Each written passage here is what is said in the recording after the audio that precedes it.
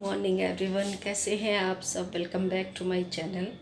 और पीछे के बैकग्राउंड से आपको पता चल गया होगा। देखिए 10 बजने में है 8 मिनट और हम घर आ गए हैं और घर का हाल बुरा है।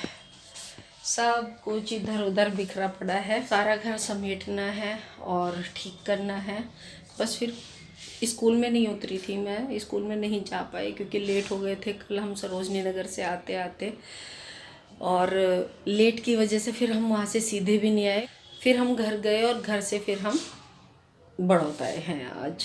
तो फिर सोचा वैसे भी थके हुए हैं 2 दिन से लगातार, कभी कहीं। तो इस भागम भाग में, और पता है बाज़ार जाने के बाद आप लोगों को भी कितनी थकान होती है। तो फिर मन की नहीं, अब 10 बज गए हैं। 1 घंटा वैसे ही लेट हो चुका है। 8:45 बजे के आसपास, 8:45 बजे हमारी असेंबली शुरू हो जाती है। तो बस चलिए फटाफट अपना काम करते हैं। एक बार तो नहा के आ चुके, फिर दोबारा नहाएंगे। पहले काम करते हैं। धूल भरा, मिट्टी भर रखी है सारे को, 1 या 2 दिन के लिए भी, तो भी धूल तो होती है। चलिए करते हैं काम और शुरुआत करते हैं हम अपने झाड़ू से और पोछे से। पहले घर में थोड़ा सा जो फैला पड़ा है वो करते हैं ठीक ठाक। और यहाँ सारा काम लगभग ख़त्म हो चुका था, स्पेशली झाड़ू पोछा डस्टिंग वगैरह। और जो भी हम फैला करके जाते हैं ना, जब हम कहीं जाते हैं, जैसे हमारे कपड़े फैले हुए हैं या शूज़ वगैरह चप्पलें वगैरह, तो अच्छी तरीके से क्लीन कर दिया था सारा घर। और कुछ सब्जियां मंगाई थी, तब तक कसोई सब्जियां लेकर के आ गया था, तो सब्जियां धो करके रखी। और यहाँ मैंने पुदीने और धनिया की एक एक गड्डी होती है ना, वो मंगाई थी। तो उन्हें बस साफ़ करने बैठ गए थे। और देखिए मेरा पुदीना और धनिया दोनों अच्छी तरीके से साफ़ हो चुके हैं। बस अब मैं इन्हें लपेट करके रख दूँगी और पुदीने को मैं सुखा दूँगी मट्ठे वगैरह के लिए। और ये है मेरा नाश्ता, आलू का पराठा आलू उबलने के लिए रख दिए थे, और मीठा अचार और चाय। आइए आप भी कर लीजिए। और आज हमारी जो चली गई है, बहुत दुख हो रहा था भेजते हुए। घर में कोई भी सदस्य आ जाए, चाहे एक पालतू जानवर ही क्यों ना आ जाए, उसका भी जब वो जाता है तो बहुत दुख होता है। और मैं उसे बाय कर रही थी। बाय। और सोहित ट्यूशन चला गया था जो को छोड़कर, और यहाँ सौरभ आया हुआ था। ये भांजा है मेरा, जॉब करता है, बहुत दिन बाद आया था, 5-6 महीने बाद। तो यहाँ हम सारे बैठे हुए थे, मैं, वंशु, सोहित, सौरभ। बस ऐसे ही समय बीतता चला गया। कब समय बीत जाता है जब कोई आता है पता ही नहीं चलता।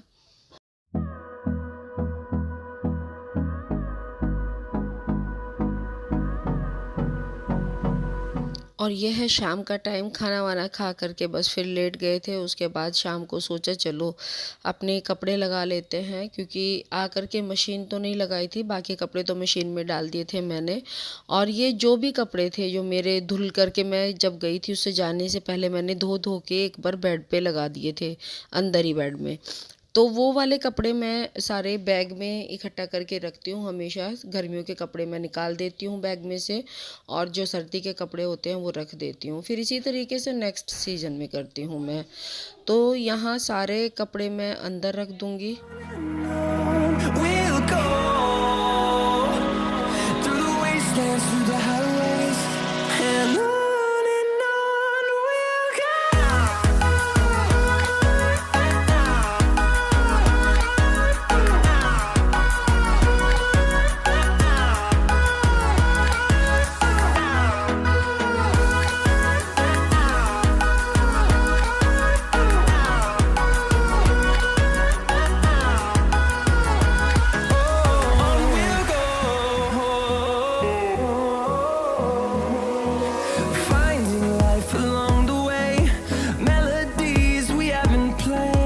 यहाँ सारे कपड़े बैग में रख चुके हैं हम लोग, और गर्मी के जितने कपड़े थे वो मैंने निकाल दिए हैं।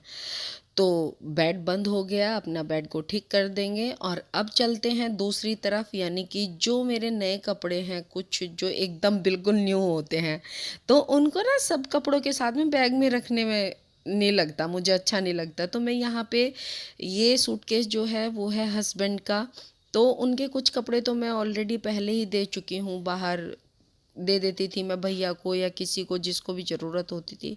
लेकिन कुछ जोड़ी अभी भी उनके बचे हुए हैं, तो उनके जो खाली है वो उस सूटकेस में मैं ऊपर की साइड अपने और सोहित के जो नई जैकेट जो अभी शादी में हम लोग गए थे वो वाले कपड़े में इसके ऊपर लगा दूँगी।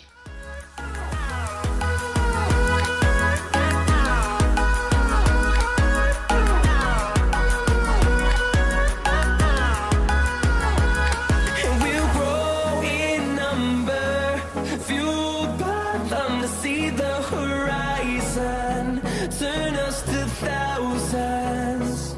And we'll grow in number, fueled by them to see the horizon. और ये टाई जो मैं आप लोगों को दिखा रही हूँ, सोहित को दिखा रही थी मैं कि वंशु को कि देखो तेरे पापा जो शादी में टाई पहन करके गए थे ना, ये वो वाली टाई है।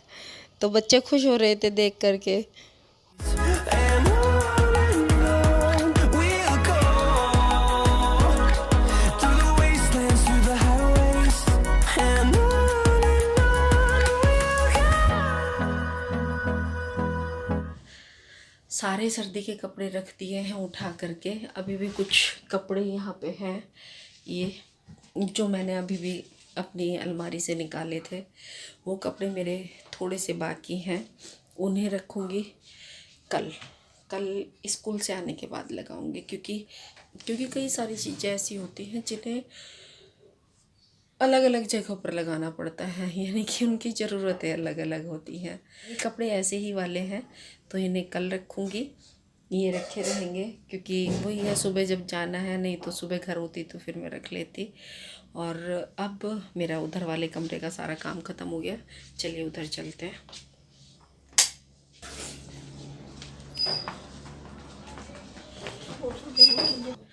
आज मैं आप लोगों से एक ज़रूरी बात करना चाह रही थी जो मैंने आज तक आप लोगों के साथ नहीं की, और वो क्यों मुझे याद आई, वो मुझे याद आई जब मैंने उनका सूटकेस खोला। एक ऐसा कोना है मेरे जीवन का जो आप पिछले 3-4 महीने से मैं आप लोगों के साथ हूँ, आप नहीं जानते हैं। तो जब भी मैं उनका सूटकेस खोलती हूँ तो मेरी वो सारी यादें ताज़ा हो जाती हैं, जो पल जो वक्त मैंने उनके साथ बिताए हैं। और जब आज मैंने सूटकेस खोला तो मुझे वही पुरानी सारी चीज़ें, वही सारी पुरानी यादें मेरी ताज़ा हो गई सूटकेस खोलने के बाद। क्योंकि मैंने सोहित के लिए पैंट निकालने के लिए सूटकेस खोला था, और कुछ उनका सूटकेस अब आधा हो गया है। पहले तो ये भरा हुआ था, तो अब ये आधा हो गया है, तो उसमें मैं अपने कुछ जो नए गरम कपड़े हैं, जो बाहर आने जाने के ऐसे होते हैं ना, कुछ कपड़े के कुछ बाहर आने जाने के हैं, कुछ घर के हैं, तो वो मैं उसमें रखती हूँ। इसीलिए आज मैंने सूटकेस खोला था, और फिर वो गरम कपड़े भी रखने थे मुझे उसमें। कुछ कपड़े तो मैंने दे दिए थे उनके, और कुछ मेरे कपड़े बाकी थे, कुछ मैंने रख लिए थे उठा करके। यानी कि हर साल 2-3 जोड़ी कपड़े मैं दे देती थी, और क्या करे, रख कर ही क्या करना होता था, किसी न किसी को मैं दे देती थी। अभी कुछ दिन पहले भी मैंने उनकी 2-3 जीन्स थी वो जो सोहित की बनवाई थी, पैंटें थी, वो ऊंची हो गई। आज फिर मैंने उनके सूटकेस से कपड़े निकाले, सोहित के लिए जीन्स निकाली है, और एक शर्ट निकाली है, वो सोहित की करवा दूंगी, फिर वो बेकार ही जाएंगे। होने को तो 10 साल हो गए हैं, कपड़े आज भी ऐसे कैसे जो कि तू रखे हुए हैं, पुरानी यादें ताज़ा हो जाती हैं। लेकिन कब तक रखें उन कपड़ों को उठाकर, कब तक का संजो कर रखें। एक न एक दिन तो कपड़े हैं पट जाते हैं, लेकिन मन में बसी हुई यादें कभी नहीं जाती हैं। उनका सूटकेस इसीलिए मैं बहुत कम खोलती हूँ। ये है कि देखिए, इन 10 सालों में कितनी बार जख्म हरे हुए हैं, कितनी बार जख्मों में मलहम लगा है मालूम नहीं है तो मुझे, लेकिन हाँ ये ज़रूर है कि अगर एक ऐसा इंसान हमारे जीवन से चला जाता है जो परिवार का आधार होता है, तो परिवार उसके बिना अधूरा हो जाता है। स्पेशली एक पत्नी का जीवन, एक बेटी का जीवन, एक बेटे का जीवन, यानी उसका पूरा परिवार बिखर जाता है। और उसको समेटने के लिए हम चाहे पूरा जीवन प्रयत्न करते रहें, लेकिन वो कभी भी समेटे में नहीं सिमटता। उसे कभी भी नहीं समेट सकते हैं, कितना भी प्रयास क्यों ना कर ले।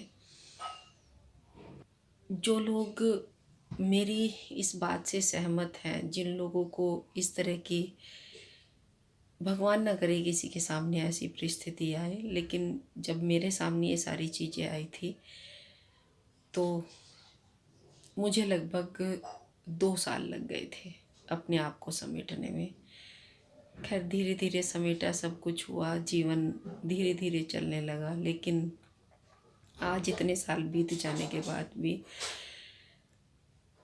वो कहते हैं ना कि ऐसी जगह कभी भरती नहीं है, वो हमेशा खाली रहती है, खाली ही रहेगी मेरे लिए। तो जो मेरा जीवन है वो मेरे बच्चे, मैं, मेरा काम, मेरा घर, इसमें एक छोटी सी दुनिया में सिमट कर रह गया है। फिर भी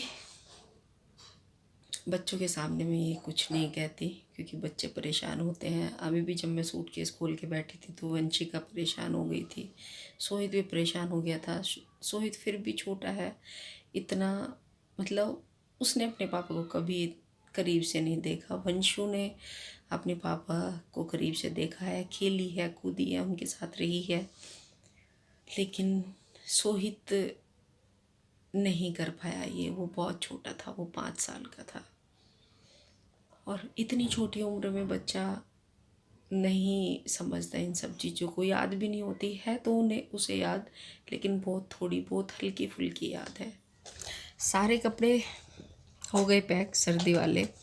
एक बोझ सा उतर गया कि कपड़े भी रखने हैं और सारा काम भी करना है। ये भी एक बड़ा काम होता है। एक बार सर्दी के कपड़े रखो, एक बार गर्मी के कपड़े रखो उठा करके, मौसम के अनुसार सारे। चलिए 9:30 हो गए हैं, बहुत सारी बातें आप लोगों के साथ हो गई हैं। अब करती हूँ इस वीडियो का एंड, फिर मिलूँगी आपसे एक नई वीडियो के साथ। तब तक स्वस्थ रहिए, मस्त रहिए और खुश रहिए। Bye bye.